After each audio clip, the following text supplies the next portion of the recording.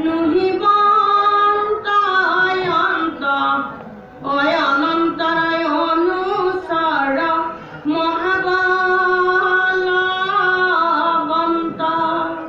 সেইজন পুত্ৰ যে যিজন পিতৃ আজি তপস্যা কৰিছে, সেইজন পুত্ৰই কি কৰিব? পিতৃৰ যিখিনি আধৰুৱা সেইখিনি পুত্ৰই আমাক প্ৰতিশোধ ল'ব। গতিকে ইন্দ্ৰই কৈছে যে তেওঁৰ গৰ্ভত থকা সন্তানটো মই মাৰিব লাগিব। তেতিয়া নাৰদে কি বুলি ক'লে যে মহাভাগৱত গুণ মন্দিৰ সদা, তোমাৰ সাধ্য নাই এওঁক শেষ কৰিবৰ কাৰণে। গতিকে তোমাৰ হাততে এন্তে নুহিবন্ত অন্ত অনন্তৰ অনুচৰ মহাবলবন্ত, তুমি সাধ্য নাই সেইজনক তুমি মাৰিব পাৰিবা বুলি। গতিকে অনন্ত যাৰ আদি আৰু অন্ত নাই, নাহি জন্ম তোমাৰ তথাপি জন্ম ধৰা, সেই জন্মে জীৱৰ জনম সামফল কৰা।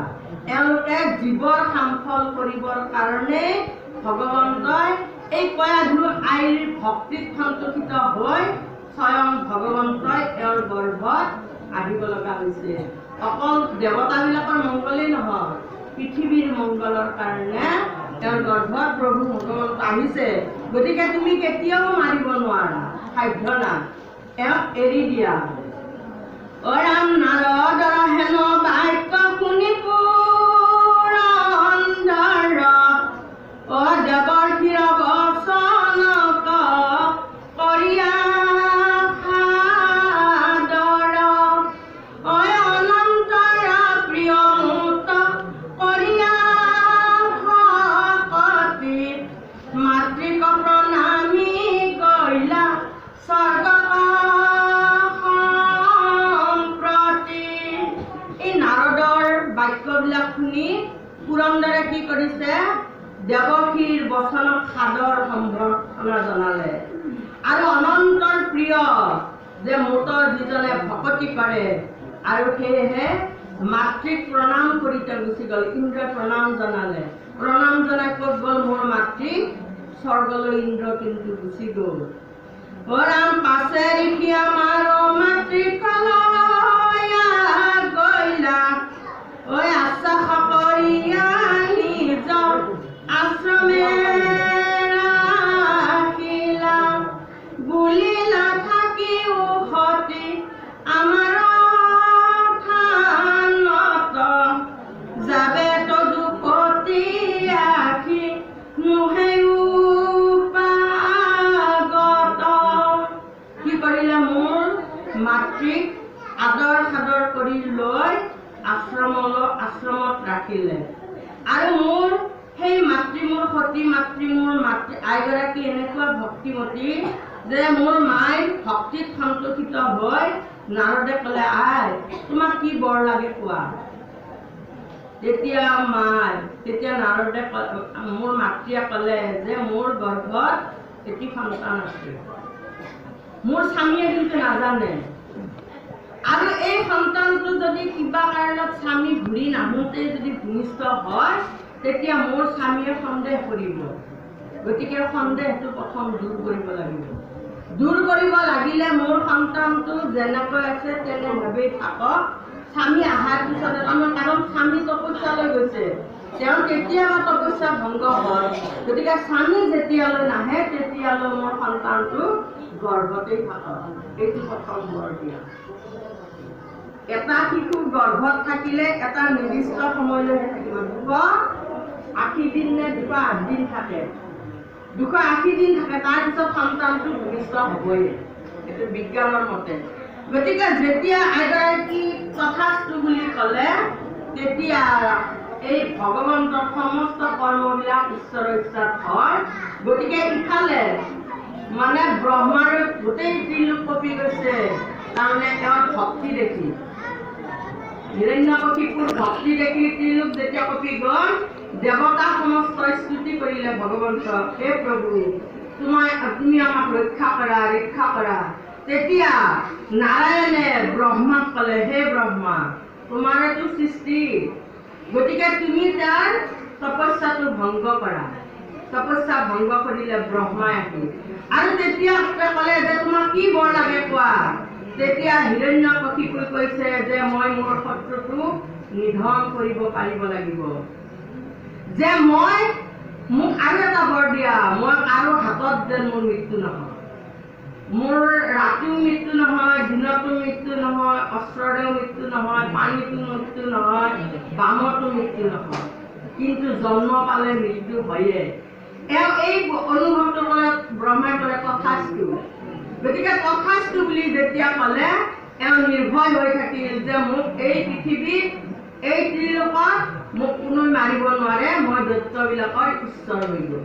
গতিকে দৈত্যৰ ঈশ্বৰ হৈ যেতিয়া গ'ল, গৰ্ব আৰু অহংকাৰে মানে হেৰি কৰি দিলে। এইটো বস্তুকে আমাক ইয়াতে দেখুৱালে। পৰম নিৰ্ভয় ৰহিলা মাতৃ নৰদৰ ঠাই, যাবে তপহন্তে নাথি লন্ত দৈত্যৰাই,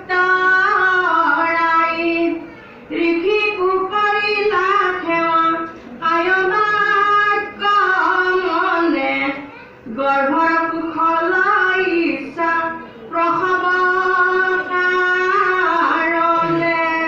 গতিকে যে মোৰ গৰ্ভত মোৰ বাঞ্ছা এইটোৱে যে প্ৰসৱ হ'ব নাপায়, যে ঈশ্বৰৰ ইচ্ছা তাৰমানে সন্তানটো কুশলে থাকে। আৰু কি কৰিছে এই বুলি ভাবি কায় বাক্য মনেৰে মানে তেওঁলোকক ভকতি কৰিব ধৰিলে। কৃপালু নাৰদে তাংকাই অভয় দিলন্ত, কয় আমাৰ উদ্দেশ্যে জ্ঞান ভক্তি কহিলন্ত, শ্ৰী পদে চিৰকাল মাতৃপাশৰিলা, ঋষিৰ কৃপায়ে মুত সমস্তে ৰহিলা। গতিকে কৃপালু নাৰদে আমাক সেই উদ্দেশ্যে এই জ্ঞান ভক্তি কথাবিলাক কৈ গ'ল। আৰু শ্ৰীপদে নাৰীসকল যিহেতু পুৰুষৰ সদায় তলতীয়া, সেই নিমিত্তে কি হ'ল মোৰ মায়ে কিন্তু পাহৰি গ'ল। মোৰ যে এই গৰ্ভতে যে মই কৃপা পালো, ঋষিৰ কৃপা, গতিকে সেইটোৱে মোক কিন্তু মোৰ সমস্ত মানে এই বাণীবিলাক মোৰ তাত ৰৈ গ'ল। মোৰ মায়ে কিন্তু পাহৰি গ'ল, কাৰণ স্বামী পালে, স্বামীৰ কামত শুশ্ৰূষাত ব্যস্ত যেতিয়া হ'ল, তেওঁ এই সমস্ত ঋষিৰ আশ্ৰমত থকা বাণীবিলাক তেওঁৰ আৰু কাণে গ্ৰহণ কৰিব নোৱাৰা হ'ল। তেওঁ আকৌ মায়া সংসাৰত থাকিল, কিন্তু ঋষিৰ কৃপাই মোক সমস্তে ৰহিলা। মই যে কাণেদি শুনিলো, তেতিয়াহ'লে আমাকো ভকতি নবিধ গৈছে কিন্তু কৃপালু গুৰুজনা। শ্ৰৱণ, কীৰ্তন, স্মৰণ, অৰ্চন, বন্দন, দাস্য, সচিত্য, পদসেৱন আৰু আত্মনিবেদন। আমাৰ কিন্তু কলিৰ লোকবিলাকক 7টা ভক্তি বাদ দিব দিছে, 2টা ভক্তি কৰিব দিছে। 1 নম্বৰ ভক্তিটো হ'ল শ্ৰৱণ। যদি 1 নম্বৰ ভক্তিটো আছে, তেতিয়াহ'লে বাকীকেইটা ভক্তি আপোনা আপুনি আপোনাৰ তাত উদয় দিব। যদি শ্ৰৱণটো ঠিকে আছে, তেতিয়াহ'লে আপোনাৰ মুখেদি এনে ওলাই থাকিব কথাবিলাক, আৰু মুখেদি শব্দ ওলালকে স্মৰণ এই ভিতৰত থাকিব। আৰু কেতিয়া স্মৰণে কি কৰিব, সহায় কৰিব, কেতিয়া কাক কেনেধৰণে আমি মানে সেৱা শুশ্ৰূষা কৰিব লাগে। গতিকে আমাৰ সাংসাৰিক লোকসকলক পঞ্চযজ্ঞ কৰিব দিছে। আমাৰ দেহটো পঞ্চভূতৰ দেহ। যেনেকৈ আইগৰাকীৰ পঞ্চম মাহ হওঁতে গৃহস্থৰ কিন্তু হাহাকাৰ লাগি গৈছে যে আমাৰ বোৱাৰীগৰাকীৰ পঞ্চম মাহ হৈছে। পঞ্চম মাহ হোৱাৰ লগে লগে চিন্তা হ'ল এজন কাৰোবাক আনি ঈশ্বৰৰ কথা শুনাব লাগে। কাৰণ এই জীৱটো পঞ্চম মাহ নোহোৱালৈ সেনেকৈ থাকে। যেতিয়া পঞ্চম মাহ হ'ল, তেতিয়া পঞ্চভূতৰ পৰা পঞ্চবস্তু আহি এই সজাটো বনায়, এই দেহ সজাটো। তেতিয়াহ'লে আমি মনত আৰু এটা ভাবিব লাগে, এটা বিন্দুহে, একটু পানীহে, সেই পানীৰ পৰা কেনেকৈ আমাৰ হাত, ভৰি, কাণ, চকু, মুখ এইবিলাক বনালে। তেতিয়াহ'লে সেই কাৰ্যটো হ'ল ভগৱন্ত। যেনেকৈ আমাক এতিয়া আমি হাতত পিন্ধি আছো খাৰু, কাণত পিন্ধি আছো ফুলি, আঙুলিত পিন্ধি আছো আঙুঠি, আমি কিন্তু এটা এটা নাম লৈ আছো। আঙুঠি, খাৰু, চেন, কাণফুলি। কিন্তু সোণাৰী ঘৰত যদি যাওঁ, কিন্তু আমি সোণাৰীয়ে গোটেইবিলাক লগ লাগি সোণা হ'ব। আমিও তেতিয়াহ'লে সকলোৱে ব্ৰহ্মই সেই ব্ৰহ্ম হৈয়ে ভগৱন্তৰ কৃষ্ণ হৰি ৰাম গতিকে ব্ৰহ্ম হৈছে ব্ৰহ্মৰ চিন্তা হ'ল লগতে এটা কথা কওঁ যে আপুনি পঞ্চতত্বৰ কথা কৈছে পঞ্চমনা শব্দৰ কথা কম হ'ব সেই বস্তুটোৱে আহি আছে গতিকে আমাৰ পঞ্চভূতি দেহত আমাৰ কি আছে ক্ষিতি তেজ মৰুদ তাৰমানে আমাৰ এই দেহটো মাটিৰে বনোৱা মাটি পানী বায়ু আকাশ আৰু অগ্নি জন্ম পাওঁতে পঞ্চভূতৰ দেহটো পঞ্চভূতি আমাৰ বনালে আৰু যিদিনাখন আমাৰ মৃত্যু হয় সেইদিনাখন আমাৰ শ্মশানত কি বুলি ক'ব যে পঞ্চভূতত বিলীন হৈ গ'ল আমি খালি কি এটা নাম পাওঁ পৃথিৱীত এই যে পঞ্চভূতি দেহটো যে আমাৰ ইয়াতে আহি আমি পঞ্চম মাহত পঞ্চভূতি আমাৰ কিন্তু আমাৰ যিটো খাদ্য খুৱাই সেইটো কিন্তু দেহৰহে খাদ্য এই যে এজন ভকতক মাতি আনি পেলাই ঈশ্বৰৰ নামটো শুনালে সেইটোহে আচলতে মূল খাদ্য সেইটো খাদ্যহে এই জীৱটো পালে বাকী খাদ্যবিলাক তাৰমানে পঞ্চ ঘি গাখীৰ মৌ দধি দুগ্ধ ঘৃত মধু মৌ এইখিনি দেহটোহে খাব দেহটোহে থাকিব দেহটো কিন্তু অস্থায়ী এওঁ কিন্তু স্থায়ী এই যে বাক্যখিনি পঞ্চম মাহত এজন ভকতক মাতি আনি পেলাই যে দিলে হেৰি কৰিলে সেইখিনি বাক্য কিন্তু থাকি যাব আৰু যিদিনাখন 5 দিন হয় জন্ম পোৱাৰ পিছত 5 দিন হয় সকলোৰে চিন্তা হ'ল এই শিশুটোৰ এটা নাম দিব লাগে এটা নামাকৰণ হয় তাৰমানে চব 5 দিন মনটো ভাবিব খালি 5 দিনৰ দিনাখন আমাৰ কিন্তু নামাকৰণ দিয়ে যে ল'ৰাটোক এটা নাম দিব লাগিব শিশুটোৰ সেইদিনাখনৰ সেই নামটো দিয়ে কি পৃথিৱীত চলি থাকি গতিকে এই যে পঞ্চভূতি দেহ আমাৰ এই দেহটোৰ পঞ্চটা পাপ হয় আমাক কি বুলি কৈছে ভূত যজ্ঞ দেৱ যজ্ঞ পিতৃযজ্ঞ ঋষি যজ্ঞ আৰু আপ্ত যজ্ঞ এইকেইটা যজ্ঞ যদি আমি নকৰোঁ তেতিয়াহ'লে আমি আকৌ ৰৌ নৰকত আমাক পতিত হ'ব লাগিব গতিকে আমাক সেইকাৰণে কৃপালু গুৰুজনাৰ ভূত যজ্ঞটো সমস্ত ভূতক ব্যাপী আচুমন কৰি সবাকো মানিবা তুমি বিষ্ণু বুদ্ধি কৰি তাৰমানে চৰাচৰ জগতৰ যিমানবোৰ বস্তু আছে সমস্ত ভগৱন্ত এই ভাগটোৰ আমাক কৰিছে সেইটো ভূত যজ্ঞ আমাক আৰু দেৱ যজ্ঞ এই চৰাচৰ জগতক সেইটো কোনে দেখুৱাই দিলে যে দৈৱকী নন্দন কৃষ্ণ সেইজনক আমি ভাবিব লাগিব তেওঁৱে আমাৰ হৃদয়ত হেৰি হৈ আছে নাহি জন্ম বুলি যে কৈছে নাহি জন্ম কুমাৰ তথাপি জন্ম ধৰাই সেই জন্মে জীৱৰ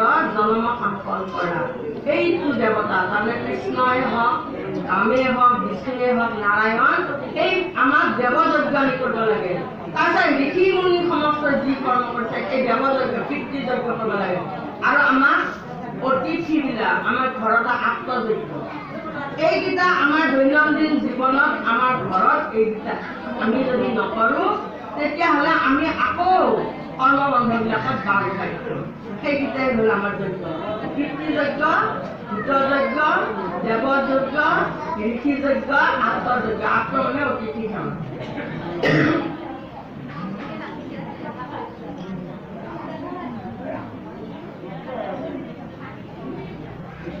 ওৰাম তোৰা যদি মোৰ বাক্য কৰা বিশ্বাস তেবে সেই জ্ঞান ভক্তি হৈবে